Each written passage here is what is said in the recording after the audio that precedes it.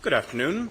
The NATO Secretary General and the National Security Advisor of the United States will make short statements, and then we'll have time for questions. Secretary General. Good afternoon. I've just chaired a meeting of national security advisors from all NATO allies, and I'm glad to be joined today by US National Security Advisor Jake Sullivan. Jake, it's good to see you again, just after we met in Washington last week. In our meeting today, NATO allies discussed our preparations for the Washington summit in July, including Ukraine, deterrence and defense, and the growing challenge posed by China. Today, allies reiterated their support for Ukraine. This is not charity, it is in our own security interest.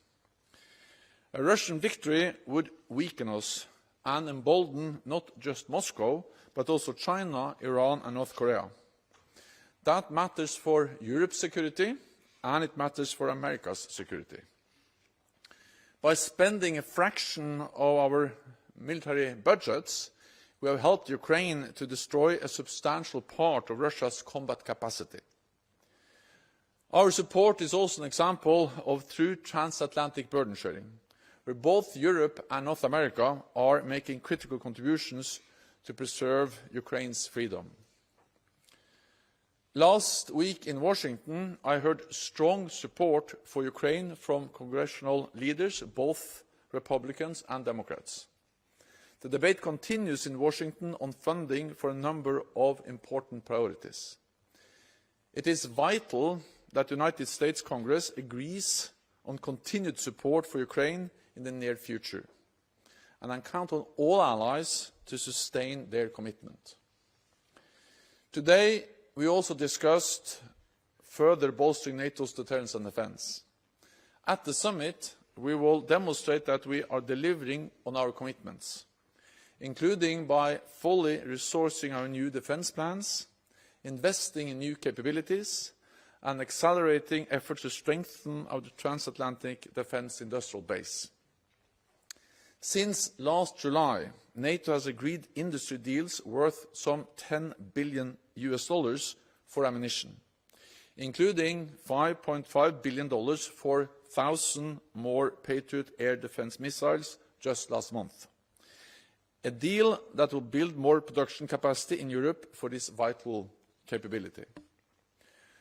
The world has become more dangerous, but NATO has become stronger, with more forces, higher readiness, and increased defense investment. We can never take peace for granted, but we do not see any imminent threats against any NATO ally. NATO is now holding Steadfast Defender, our biggest military exercise in decades. Our exercise demonstrates that there should be no room for miscalculation in Moscow about NATO's readiness and resolve to protect all allies. In our meeting today, we also addressed the growing challenge posed by China. Our competitors are increasingly joining forces, and Russia's increasing cooperation with China, Iran and North Korea raises serious concerns. So it's even more important that NATO is working more closely with partners like Australia, Japan, New Zealand and South Korea. Today, we also condemned Iran's destabilizing role throughout the Middle East, including its support for terror groups that attack allied forces and civilian shipping. Attacks by Iranian-backed militias in Iraq and Syria against US forces are unacceptable. Iran must rein in its proxies. So, dear Jake, thank you again for your strong personal commitment to our alliance and for the extraordinary leadership of the United States and President Biden as we face global challenges. Together in NATO, we will continue to protect our nations, our people and our values. And we all look forward to the summit in Washington. So please. Well, thank you, Mr. Secretary General, for convening this meeting of Allied National Security Advisors, our second under the Biden administration. And today was really the first high-level opportunity to begin planning the substance of the Washington summit, and it will continue with the defense ministers next week. The United States looks forward to welcoming our allies to Washington this summer to celebrate the 75th birthday of NATO but also to showcase the fact that the NATO alliance is bigger, stronger, and more united than it has ever been. We covered the full range of issues, and you heard the Secretary General lay out much of what was discussed today. I just want to highlight a few that will be front and center as we head towards Washington in July. The first, of course, is our shared support for Ukraine. Putin has been counting on dividing this alliance, but today we heard again total unity and a degree of intensity of that unity that has not flagged one bit since the beginning of this brutal invasion by Russia nearly 2 years ago. Putin has also been counting on flagging support. Today I heard renewed commitments from many different NATO allies of tangible support for the brave Ukrainians who are defending their country. And as President Biden said yesterday, he is going to drive hard until we deliver a bipartisan package of support for Ukraine from the United States. And as allies, we're committed not just to supporting Ukraine in the current fight, but also supporting Ukraine's long-term deterrence capacity as it works towards becoming a NATO member. And in that regard, we had good discussions today in planning for the NATO summit on the types of practical support that NATO can provide to Ukraine. Second, on burden sharing. At Washington, we look forward to seeing more allies than ever reach the 2% benchmark, a high watermark for the type of burden sharing that has been at the heart of the vision of NATO since the Wales summit 10 years ago. Third, on the defense industrial base, we've learned over the past 2 years that we really need to energize our production of critical capabilities. And we want to highlight progress in this area, but also further work to do in Washington. And it's not just about total numbers, it's also about the types of capabilities that we need to be investing in, because this fight over the last 2 years has taught us about the evolving nature of technology and warfare, and NATO has to stay at the cutting edge in that regard. Fourth, on deterrence and defense posture. At Vilnius last year, we developed as an alliance new regional plans, and by Washington, we need to demonstrate that those plans are executable, and we discussed today the steps necessary to ensure that happens, including things like the Steadfast Defender exercise the Secretary General referenced. Then there's the deepening ties with our Indo-Pacific partners. This is not about bringing NATO to Asia. It is about working together with like-minded partners in the Indo-Pacific on challenges that really transcend geography, cyber, economic security, nuclear proliferation, and yes, the evolving interconnections between Russia, China, Iran, and North Korea, among other issues. We also, as the Secretary General noted, had the opportunity today to discuss the situation in the Middle East, including the threat that Iran poses to regional stability and to a vision of a more peaceful, prosperous, interconnected region. Before I conclude, let me also just say that we very much look forward to welcoming Sweden into the alliance very soon. It's past time that they join as the 32nd member, and we look forward to welcoming them as the 32nd member when we welcome all of the other allies in Washington this summer. So, Mr. Secretary General, let me just say we are so much looking forward to the Washington summit. We see the vibrancy, the vitality, the dynamism in this alliance. We saw that on display today. We see that on display every day as we support Ukraine, as we stand up to Russian aggression, as we deal with the myriad challenges facing our alliance on a 360-degree basis. And with that, let me turn it back to you. Thanks very much. We'll go to questions, starting with Bloomberg in the middle here in the front, please. Natalia Drozdyak from Bloomberg. Thank you so much for this question. Mr. Sullivan, what's the plan B for Washington's support for Ukraine? We've heard repeatedly in the last few weeks and months that from the White House that this package would eventually get through Congress, but it keeps failing. At what point do you start looking at alternatives? And Mr. Secretary General, what can NATO do if the U.S. can't get this aid passed for Ukraine? Thank you. So first, we're not focused on Plan B, we're focused on Plan A. We're focused on passing a bipartisan support package for Ukraine that will provide it with the tools and capabilities it needs to continue to defend effectively and to take back territory that Russia currently occupies. You've seen a lot of toing and froing in the Congress, and I'm not going to get into the details of that, particularly standing here in Brussels. But what I will say is this. Even in the last 24 hours, you've seen a significant number of Republicans come out and say that no matter what else happens, we need to move forward a package of support for Ukraine. As President Biden said yesterday, history will record any failure to deliver the type of assistance that's contained in the package that was put forward this week. And we fully intend to drive to the point where that package passes both the Senate and the House and lands on the President's desk for signature. At the end of the day, there is no alternative to the United States stepping up to the plate and providing a level of resources that allow Ukraine to have the artillery, the air defense systems, and the other capabilities they need. And time is of the essence in this regard. So we are going to stay focused on that, and we believe that we still can and will deliver it. First of all, I think we need to recognize how important our support has been since the full-fledged invasion happened or took place in 2022. What we have seen is unprecedented support from NATO allies, and our support is making a difference on the battlefield every day. And it's the support from NATO allies that has enabled and made it possible for the Ukrainians to liberate 50% of the territory that the Russian forces occupied in the beginning of the war. It's our support that enabled the Ukrainians to open a corridor in the Black Sea, pushing back the Russian Black Sea fleet, and also enabled the Ukrainians to inflict heavy casualties on the Russian invaders, more than 300,000 casualties. They lost thousands of armored vehicles and hundreds of aircraft. So the first message is that our support makes a difference. It really helps the Ukrainians to demonstrate that this was a big strategic mistake of President Putin to invade Ukraine. He believed that he was able to take control of Ukraine within days.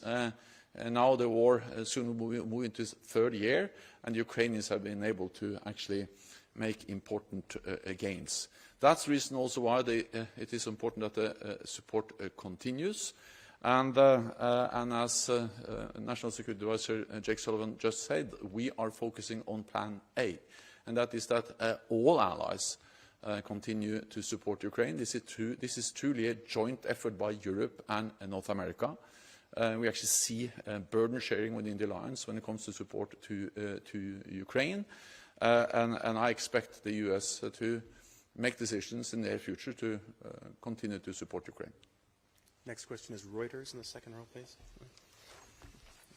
Andrew Gray from Reuters. A question for both of you. How concerned are you by President Zelensky's decision to dismiss General Zaluzhny at this critical time in the war? And what does it say about the state of civil-military relations in Ukraine, given that in most democracies, if a civilian leader had said that he no longer wanted a chief of staff in office, then that person would no longer be in the job? So I'll leave it to the Ukrainians to speak themselves to the question of the future of any one of their military personnel. That's a sovereign decision for a sovereign country to make, and obviously an elected leader has to make his choices about who occupies the upper rungs of the military leadership. All I can say is that from the United States' perspective, we are going to continue to support both the Ukrainian government and the Ukrainian military in their efforts to continue to get the kind of progress that the Secretary General referenced. But we will leave the decisions, the personnel decisions, to the Ukrainians. That's not for us to decide from Washington or from here in Brussels. Yeah, and I agree. Just to highlight, this is, of course, a Ukrainian decision. It's not for NATO to have any opinion about that. But I welcome the very clear statement from Foreign Minister Kuleba that any changes will not affect Ukraine's relationship with partners and with NATO. So we will continue to support. That's what matters, and we will continue to do so. Next question from the Washington Post, please. Here. Thank you for the National Security Advisor. Hungary promised not to be the last ally to ratify Sweden's entry into NATO. And yet here we are. We still don't have a sense of when or if this will happen. Some U.S. lawmakers have proposed tougher measures, potentially sanctions, changes to visa rules for Hungary.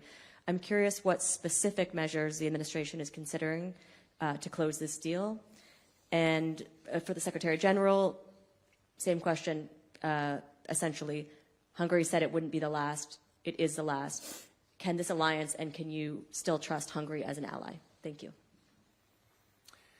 So first, in the session today with the National Security Advisors, we heard security advisor after security advisor say that it's past time for Sweden to get in, and to directly address the representative from Hungary to say, indeed, they are the last, and it's a matter of credibility and obligation that they take the necessary steps to complete the parliamentary process so that NATO can, in fact, welcome Sweden as the 32nd member. We see a path forward for that. Of course, we're staying in close consultation with Sweden, who sees a path forward for that. So I'm not going to stand here today and make particular threats or speculations about steps we would take down the road. But of course, our patience on this can't be unlimited either. So we'll continue to watch it carefully, but hope that there is a constructive resolution to this issue in the very near term. I spoke with Prime Minister Erdogan a few days ago, and he made it very clear that he strongly supports Swedish membership of the alliance. It is also clear that the Hungarian parliament is not in session now, but they will reconvene at the end of February. And the message was that soon after that they will make a decision on ratification of Sweden. So I expect that Sweden will be a full member in the near future. We have to remember that what we have seen since February 2022 is one of the fastest accession processes in NATO's history. Finland and Sweden applied in May 2022. Already in July, they were both invited. Then Finland became a full member in April last year, and I expect then Sweden to be a member very soon. That demonstrates that NATO is not only getting stronger, but NATO is also getting bigger. Finland already a member, and Sweden very soon. Time for just one or two more. We'll go to the Telegraph, please, here in the second row. Thank you. Joe Barnes from the Daily Telegraph. To National Security Advisor, Tucker Carlson is about to broadcast an interview with Vladimir Putin. We know Tucker Carlson is highly critical of US Western support for Ukraine. What are you going to do to be countering the message that he puts out at a time when you have your own struggles with Congress and there's lots of sort of doubt amongst Western political bodies, parliaments, over whether we should carry on supporting Ukraine in the long term? And then I guess one for both of you. Ukraine this week's announced a standalone drone force, which puts an emphasis on unmanned and unconventional capabilities. NATO and its allies have been focused on ramping up production for conventional warfare, so artillery shells and air interceptors, etc. Are we capable of now moving that to support Ukraine's wishes to create a sort of a drone-led army? Thank you. Just to your second question, and very interested to hear what the Secretary General has to say as well, but I mentioned in my opening comments that moving our defense industrial base forward has to be about just traditional production of the basics like 155 artillery shells, but it also has to be about the modern technologies that we are seeing adapt and evolve on the battlefield in real time in this war. A few weeks ago, I hosted at the White House a series of technology companies in the United States who are working on unmanned aerial systems, counter UAS systems, and other advanced technologies and technological capabilities that could be relevant to the future of warfare and that have to be part of the planning and the posture of the United States and of the NATO alliance. We have confidence that we have all the tools necessary to do this. We are on the technological cutting edge. We have the best companies in the world, and we have public-private partnerships that can do this work. Now it's a matter of getting all of that integrated and moving it forward. But I believe that that can be done and should be a central priority, as I noted in my opening remarks. With respect to this interview, we've heard voices in the United States, in Europe, elsewhere around the world, casting doubt or casting aspersions on our collective support for Ukraine from the day this war started. In fact, even before this war started. And we have consistently made the case about why standing up and supporting Ukraine is in the fundamental national security interest of the United States and of the transatlantic alliance. And I believe that we have continued to prevail in that argument, that the vast majority of the American people see the merit in that, and a strong bipartisan group of senators and representatives have continued to support Ukraine and continue to believe in that. So we're going to stay the course, and we're going to continue to point out that walking away from Ukraine at this moment, at this time, would be fundamentally wrong from the point of view of our basic national security in the United States and for our NATO allies as well. And we think we will continue to win that argument because we have the truth on our side. I welcome the efforts to modernize the Ukrainian armed forces in the midst of a war of aggression by Russia against Ukraine. And that includes, of course, everything they do to invest more and to produce more drones. These efforts are conducted with the support of NATO and NATO allies. I think it also demonstrates the importance of working with Ukraine to ramp up also their industrial base, because this is now a war of attrition, and a war of attrition becomes a war of logistics, and then it depends very much on the production capacity, also when it comes to modern systems, like, for instance, drones. Then I think we need to remember that drones have played an important role throughout this war, and the NATO allies have also provided support throughout the war. For instance, Turkey has provided the Bayraktar drones since actually before the full-scale invasion, and now they are now establishing a new factory to produce drones, which is then a Turkish drone factory in Ukraine. And that's one example of many how NATO allies are supporting Ukraine with direct deliveries of weapons and ammunition, but also by investing in and ramping up their capacity to produce their own weapons. Lastly, I think that we need to recognize that the war in Ukraine is a challenge because it is a combination of kind of First World War trench warfare combined with modern technology from the 21st century, including drones. And that's exactly the challenge that we are then addressing together with Ukraine by providing support to them. Time for one final question. We'll go to Fats in row 4, please. Thanks a lot for this. Thomas Kutschka with Frankfurter Allgemeine Zeitung. I have a question to both of you. There's an ongoing debate here in Europe whether European nations are doing enough in terms of military support for Ukraine. Clearly, those at the eastern flank are spending much more, both in absolute numbers and also in share of their GDP than nations in the south. So many people in this city point to, for instance, as France, Spain, and Italy as not spending enough. How do you view this, and would you be in favor of setting a percentage of GDP for military support in favor of Ukraine? Thank you. From our perspective, the overall picture of Allied burden sharing and Allied contributions to Ukraine looks quite healthy. The United States has come in with a huge contribution over the past 2 years, but so have a lot of European partners, and the total European support, including on the defense side, has been robust and far beyond what I think anybody would have expected when this began. Now, obviously, there are differences among different countries. I'm not going to stand here and speak about any one country. But I think that the formula that we have right now, led by Secretary Austin through the Ramstein process, the UDCG, is generating the kinds of contributions that we would like to see.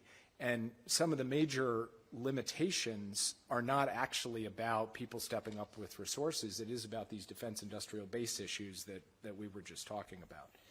So I'll leave it to others to have the debate about whether any given country should be doing more. And I don't know that we need a mechanical formula as long as we're getting the overall kinds of resources that are necessary. Of course, we always want to see more. And we're going to countries and saying, hey, there's a particular capability and we need to fill this hole, and you've got it, please give it. So don't misunderstand me. We're constantly egging countries on and encouraging them to do more and challenging ourselves to do the same. But I do want to reinforce that the coalition of countries that has come together to support Ukraine has moved fast and has moved big, and we just need to keep that up, and where there's specific gaps, we need to fill them. Yeah, and again, I agree. I think that what we have seen is actually really burden sharing in practice, demonstrated by European allies and North America together. And especially if on top of the military support, where the US have played a leading role, also add the economic and financial support, where European allies and Canada have played the most important role. If you take all that together, it's really burden sharing across the alliance. Of course, we address what each and every ally can do, both within NATO, but also within the Ramstein format, where the US-led contact group for Ukraine is actually going through different lists of specific requirements. We are asking then allies to do more. So we always would like allies to do more and not least sustain what they are already committed to do. And that's the main message today, is that we must sustain our support, and that's a responsibility for all allies. That concludes this press point. Thank you very much. Thank you.